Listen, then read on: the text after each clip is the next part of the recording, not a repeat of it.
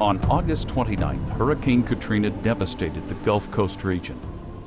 Around the world, hearts were touched and people responded. Since September, Good Shepherd has sent 54 of its members to the region in 7 teams, intent on being the hands and feet of Jesus in whatever way they could. Early on in the aftermath of the devastation, teams went to New Orleans, where they partnered with Riverside Baptist Church, a small church reaching out to its neighbors in a big way. They met basic needs, serving hot meals to hundreds a day under a tent in the parking lot, passing out drinking water and boxes of groceries, simply being there to lend a listening ear when people needed to talk. Days were long and varied.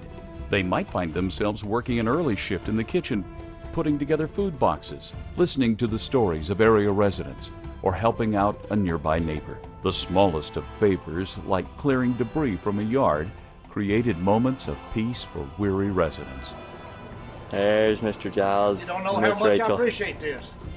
Some teams spent time in the heart of New Orleans, where the flood damage was among the worst. Simply driving to the city, they began to grasp the true scope of the devastation. Arriving at the home of Miss Merline, they began the process of emptying her house of 40 years of belongings and memories. The work was at times discouraging, the mold and the smells overwhelming. There were just a handful of personal items that had survived the destruction. Furniture disintegrated into pieces as it was carried out and dumped in the street. Ironically, the worst job, removing a refrigerator with food that had been molded for 2 months, ultimately provided some comic relief that brought the team closer together. Take a nice big whoop of what's in that freezer. I wish my camera could smell. Uh-huh. What's the duct tape for? Keep the smell in. It didn't work. To keep the death that's inside of that refrigerator away from our noses. Though tired and unbelievably dirty, the team received all the thanks it needed in the gratitude shown by Miss Merline.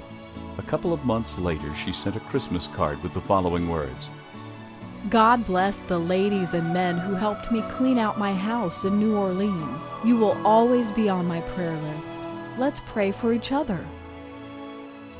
Because of the way Riverside Church has reached out to serve its neighbors, people are responding. Already many new members have joined the church, and several people have decided to follow Christ for the first time. One resident expressed her gratitude. We greatly appreciate your wonderful meals, your time, your kind and caring words, and the sacrifices you made to volunteer your services to our community. We will always remember your kindness and generosity.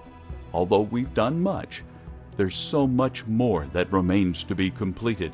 The next phase of our response will involve rebuilding in the Mississippi Gulf Coast, an area that was even harder hit than New Orleans. The cities of Pass Christian, Bay St. Louis, and Waveland lost between 80 and 100% of their homes. Good Shepherd's 2 latest teams visited these areas to lay the groundwork for what will come next. Working with other groups, our teams will seek to assist firefighters, police officers, and other first responders in repairing and replacing their own homes. Too often, these dedicated professionals have been so focused on serving others that their own needs have been pushed aside. Good Shepherd Community Church wants to be there for them, and you are invited to join us. While some will go, many more will stay behind to plan, to give, and to pray. Please consider what your role might be so that together we can reach out in His name.